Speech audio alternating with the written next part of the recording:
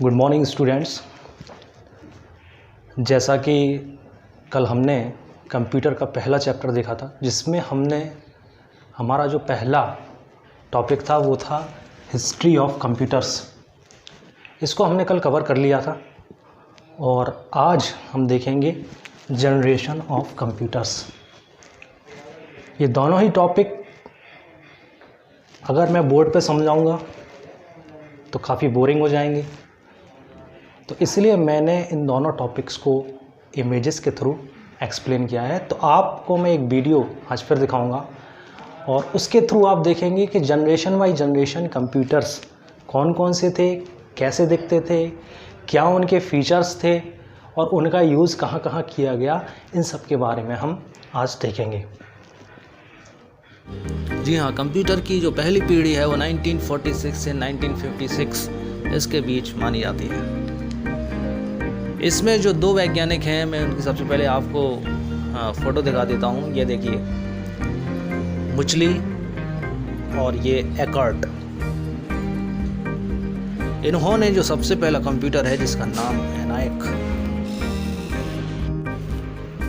यह विश्व का सबसे पहला इलेक्ट्रॉनिक कंप्यूटर माना जाता है और ये लगभग 100 फीट लंबा था और 10 फीट ऊंचा था। इसमें 18,000 वैक्यूम ट्यूब्स लगाई गई थी, जो कि लगभग 140 किलोवाट की इलेक्ट्रिसिटी इसमें पहुंचाई जाती थी और इसका वजन लगभग 30 टन था। यहाँ फ्रेंड्स, इतना बड़ा कंप्यूटर था, लगभग आप समझ सकते हैं एक कमरे के बराबर या एक हॉल के बराबर। इस ज़माने के जो कंप्यूटर थे वो साइज में बड़े तो थे ही और उसमें काफ़ी सारी दिक्कतें भी थी। एक तो इसका वैक्यूम ट्यूब्स, जो कि काफ़ी ज़्यादा जगह होने की वजह से इसका आकार ले लेता था। वैक्यूम ट्यूब होने की वजह से विद्युत के संवहन से गर्म होकर शीघ्रता से ये कंप्यूटर ख़राब हो जाता था और इसमें एयर कंडीशनर की कोई भी ऐसी कुछ फैसिलिटी उस टाइम पे नहीं थी।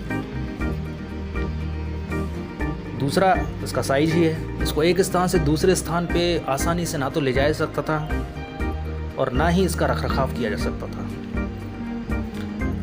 इसके अलावा इसमें और बहुत सारे फीचर्स थे, जैसे हम देखते हैं कि इसमें पंच कार्ड का यूज़ किया गया और ये मान के जा सकते हैं इसमें इनपुट आउटपुट के लिए कोई कीबोर्ड या माउस का यूज़ नहीं होता था। इसमें पंच कार्डों का यूज़ करके ही प्रोसेसिंग की गति को जो है कि बढ़ाया जा सकता था, स्लो किया जा सकता था।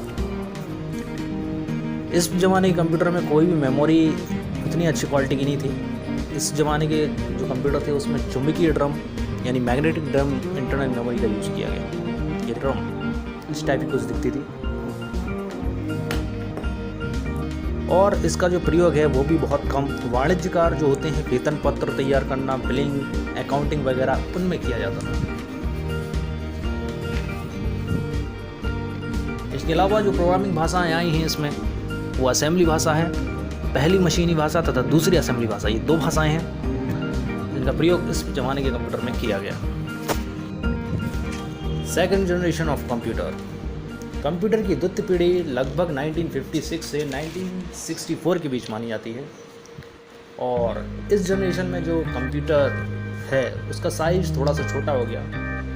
क्योंकि इस पीढ़ी में ट्रांजिस्टर का उपयोग किया गया और 1947 में विलियम शॉकली ने ट्रांजिस्टर का आविष्कार किया और इसका प्रयोग हुआ और वैक्यूम ट्यूब जो थे उस हटा दिया गया और उनकी जगह ट्रांजिस्टर का यूज़ किया गया, क्योंकि ट्रांजिस्टर का जो साइज़ था वो वैक्यूम ट्यूब से काफ़ी छोटा हुआ करता था। ये है ट्रांजिस्टर और इसका साइज़ काफ़ी छोटा दिख रहा है और एक ट्रांजिस्टर लगभग कई सैकड़ों वैक्यूम ट्यूब के बराबर काम कर सकता था।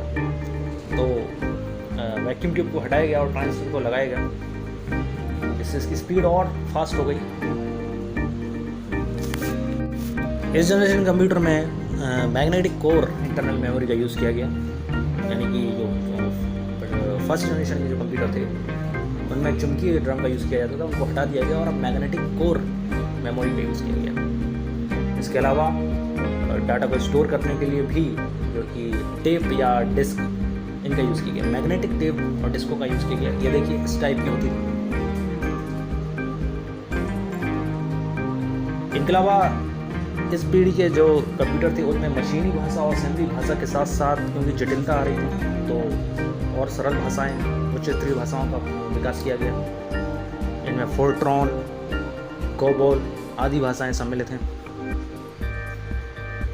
और इनके अलावा इस ज़माने के कंप्यूटर IBM, आपने नाम सुना होगा। IBM का जो है पहला कंप्यूटर इस ज़माने में आया जो कि ट्रांजिस्टर पे आधारित था। और कई सारे जैसे टेलीस्टार, ये जो है कि सन 1962 में एक पहला जो है कम्युनिकेशन सैटेलाइट भी स्थापित किया गया। सेकेंड जनरेशन के कंप्यूटर आप देख सकते हैं।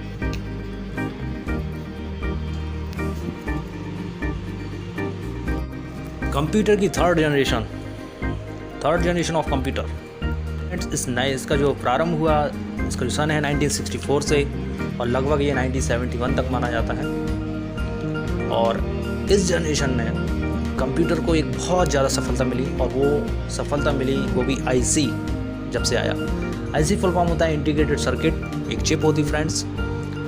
तो ट्रांजिस्टर के अलावा आप चिप का यूज़ होने लगा, और इसको जो टेक्सास इंस्ट्रूमेंट कंपनी है, ये आज भी काफ़ी सक्सेसफुल कंपनी है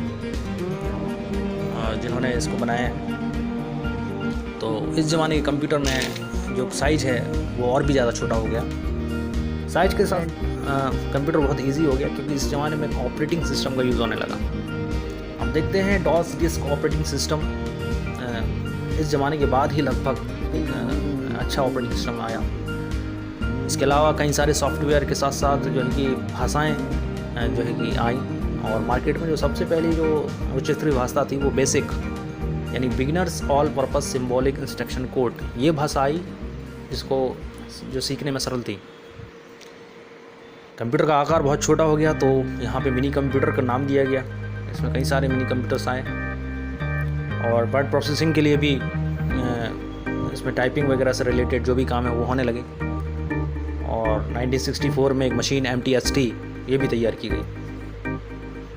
इस ज़माने के कंप्यूटर यूनिवैक 1108 और PDP-11 ये सबसे पहला मिनी कंप्यूटर माना जाता है, जो कि थर्ड जनरेशन में ही आया था। इनके अलावा ICL 2903 और TCL 1900 ये भी इसमें प्रमुख थे। फोर्थ जनरेशन ऑफ कंप्यूटर, जो फोर्थ जनरेशन ऑफ कंप्यूटर है वो 1971 से यानी प्रेजेंट टाइम तक ही मानी जाती है। कई बुक्स में कई जगह पे जो है कि अलग अलग इसमें डेट्स में थोड़ा सा कन्फ्यूज़न है, लेकिन लगभग मैं जो आपको एक्यूरेट जो है कि सन है वो बता रहा हूँ। तो लगभग सन 1971 से लेकर आज तक के कंप्यूटर हैं वो फोर्थ जनरेशन के माने जाते हैं। और इसमें जो IC है उसको थोड़ा सा लार्ज कर दिया गया, लार्ज IC यानी कि लार्ज इंटीग्रेटेड सर्किट कहा जाता था। तो ये जो था इसकी खासियत ये थी कि ये लगभग 3 लाख ट्रांजिस्टरों के बराबर का जो परिपथ है वो 1 इंच के चौथाई भाग में इसका समाहित हो सकता है, इतना बराबर। तो बहुत पतली चिप थी और इस पर ही पूरा सिस्टम चलता था। जबकि आप देख रहे हैं इससे पहले के ज़माने में साइज काफ़ी बड़े बड़े होते थे कंप्यूटरों के, लेकिन फोर्थ जनरेशन कंप्यूटर हैं उनको माइक्रो कंप्यूटर कहा गया, क्योंकि इस ज़माने में बहुत छोटे छोटे कंप्यूटर आ गए हैं। और आज भी आप देख रहे हैं जो CPU का साइज़ है वो अब उतना बड़ा नहीं है, अब काफ़ी छोटा हो गया है।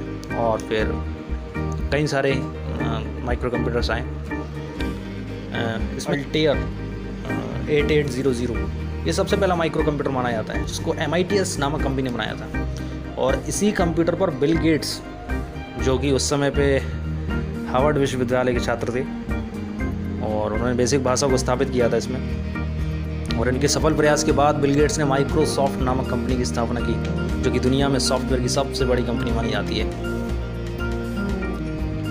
और बिल गेट्स को दुनिया भर के कंप्यूटरों का स्वामी यानी ओनर ऑफ कंप्यूटर्स भी कहा जाता है। तो बिल गेट्स के लिए काफ़ी अच्छी जनरेशन रही है। इनके अलावा इसमें जो खासियतें फीचर्स हैं वो यही है कि माइक्रो कंप्यूटर जो है काफ़ी छोटे हो गए, और आज देख रहे हैं VLSI यानी very large scale integrated circuit, इस पर काम चल रहा है। और लैपटॉप, पाम टॉप वगैरह ये सब और पतले होते जा रहे हैं। मोबाइल फ़ोन भी देख रहे हैं फ्लैट बन रहे हैं, तो ये भी इसी का एक उदाहरण है। इनके अलावा जो मेमोरी यूज़ की गई वो सेमीकंडक्टर मेमोरी यूज़ की गई, जो कि काफ़ी फास्ट थी और साइज़ में छोटी होती थी और सस्ती भी थी। इनके अलावा कई सारी लैंग्वेजेस, बेसिक, फोरटोन, कोबोल, इनका तो यूज़ हो ही रहा था, इसमें भी किया गया। और डाटाबेस से रिलेटेड स्प्रेडशीट वगैरह इनका भी यूज़ होने लगा। इस तरीके के जो माइक्रो कंप्यूटर्स 4th जनरेशन में यूज़ किए गए। कंप्यूटर की जो 5वीं पीढ़ी है, 5th जनरेशन ऑफ कंप्यूटर, इसमें वर्तमान कंप्यूटर को भी रखा गया है। और इस पीढ़ी के कंप्यूटर की जो कार्य करने की गति है, प्रोसेसिंग क्षमता है, मेमोरी है, उसमें काफ़ी सारे चेंजेस हो गए। और आज कंप्यूटर वैज्ञानिक इसमें कई सारे जो है AI, आर्टिफिशियल इंटेलिजेंस, इसकी बात भी सोच रहे हैं। ऐसी सोच, ऐसे तर्क इसमें प्रोग्रामिंग फीड कर देना ताकि वो कंप्यूटर बिल्कुल मनुष्य की तरह काम करने लगे। Quantum computer, DNA computer, optical computer, ये सब इसके उदाहरण हैं जिनमें प्रयास किए जा रहे हैं। और इस पीढ़ी के कंप्यूटर में नेटवर्क के विकास की भी काफ़ी सारी संभावनाएं हुई। और जैसा कि देख रहे हैं हम इंटरनेट, और इसी ज़माने में इंटरनेट, यानी कि आज देख रहे हैं हम इंटरनेट का यूज़ कर रहे हैं, और इंटरनेट ने ही कंप्यूटर को सबसे ज़्यादा फेमस किया है। दुनिया भर के कंप्यूटर नेटवर्क इंटरनेट से जुड़े होते हैं, और इस प्रकार हम कहीं भी कर बैठ के कहीं पे भी और किसी प्रकार की जानकारी, चाहे स्वास्थ्य से रिलेटेड हो, विज्ञान से, कला से, संस्कृति आदि सभी विषयों से संबंधित इंटरनेट से हम सूचनाएं प्राप्त कर पा रहे हैं। इनके अलावा विभिन्न आकार के कंप्यूटर में निर्माण हो रहे हैं। लैपटॉप, पाम टॉप, डेस्कटॉप, ये लैपटॉप और ये पाम टॉप।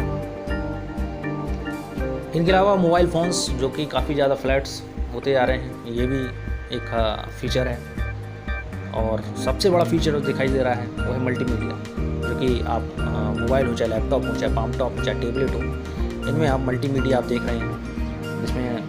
इसमें साउंड हो, ग्राफिक्स भी हो, टेक्स्ट भी हो, यानी कई सारी मीडिया मिलके मल्टीमीडिया कहलाते हैं। तो हमारे मोबाइल फ़ोन्स वगैरह, लैपटॉप वगैरह मल्टीमीडिया होते हैं। इनमें हम गाना भी सुन रहे हैं, टेक्स्ट भी देख रहे हैं और टाइप भी कर ले रहे हैं। इनके अलावा ग्राफिक्स, चित्र वगैरह भी देख सक रहे हैं, और साथ ही साथ हम वीडियो भी इसमें चला पा रहे हैं। तो ये सारे गुण मल्टीमीडिया के होते हैं। और इस ज़माने के जो कंप्यूटर में आप देख ही रहे हैं कि आजकल जो मूवीज़ हैं, एनिमेशंस हैं, यातायात संबंधी, उद्योग संबंधी, बिजनेस से रिलेटेड या वैज्ञानिक अपने शोध में कर रहे हैं। तो ये था 5th generation of computers. 5th generation of computer के बाद भविष्य कंप्यूटर का फ्यूचर। कंप्यूटर के क्षेत्र में यह आवश्यकता महसूस की जा रही है कि कंप्यूटर को थोड़ा ऐसा होना चाहिए कि हम उससे बात कर सकें और वह अपना कार्य पूरा करें, यानी हम उससे कुछ कहें और वो हमारे निर्देशों पे काम करके वैसा का वैसा करे। इस प्रकार के भविष्य की कंप्यूटिंग मशीनें जो होंगी वो हमारे लिए फ्रेंडली होंगी, और दुनिया भर के कई अनुसंधान दल हैं जो इसमें काम कर रहे हैं। और इसमें सबसे आगे है MIT कंपनी, इस पे काम कर रही है। इसको रोबोटिक्स इसका एक प्रमुख उदाहरण है। देख रहे हैं आप, कई कंट्रियों ने अपने अपने रोबोट बनाए हैं, और जापान जिसमें सबसे आगे चल रहा है, और हमारी इंडिया भी इसमें आगे है। इसमें सोफिया नाम का भी एक लॉन्च किया था रोबोट। इनके अलावा माननीय प्रधानमंत्री नरेंद्र मोदी ने भी रोबोट को लॉन्च किया है। और कहीं आपने सुना होगा कि आप आए दिन न्यूज़ में सुनते रहते हैं कि ट्रैफिक वाला रोबोट बनाया गया है, ट्रैफिक को कंट्रोल करेगा।